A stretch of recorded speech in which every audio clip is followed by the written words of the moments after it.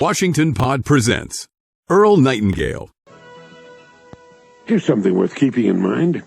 If one advances confidently in the direction of his dreams and endeavors to live the life which he has imagined, he will meet with a success unexpected in common hours.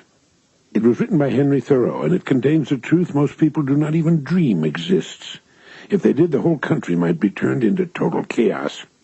The truth most of us miss in that great quotation is that success, beyond anything we might now imagine, lies in wait for those who can put together enough courage to actually live the life they imagine. You know, most people live in two worlds. There's the real world, the world in which they work and move and live, the world of the nitty-gritty, and there's the world of the imagination, the world they would secretly like to live in. What keeps them from moving from the world of reality into the world of their imagination is habit, and the fear of falling flat on their face in the attempt, and losing even the little which they presently have, and perhaps looking ridiculous in the eyes of their loved ones and friends. They are the Walter Mitties of the world, and we're all Walter Mitties to some extent.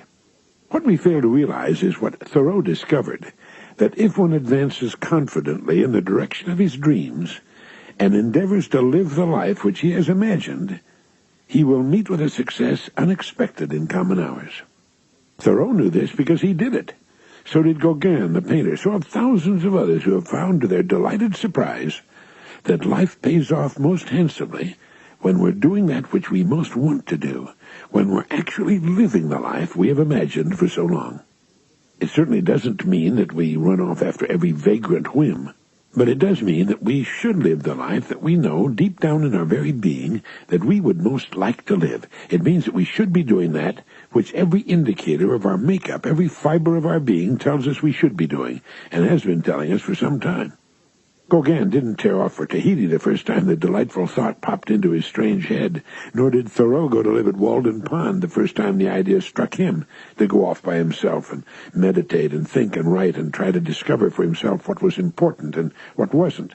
But when an idea tugs at us day after day, year after year, when we think about it as we lie awake in bed or the first thing when we wake up or every time there's a lull in our days, when it worries our consciousness like a puppy with a slipper, then it's time to do something about it. And even though making the move might seem to jeopardize everything of order in our lives, it is very likely, as Thoreau suggested, that we will meet with a success unexpected in common hours. The most commonly voiced thought after taking such a step is, "Why didn't I do this years ago?" And here's another good quote from Forbes magazine. "One of the chief objects of education should be to widen the windows through which we view the world."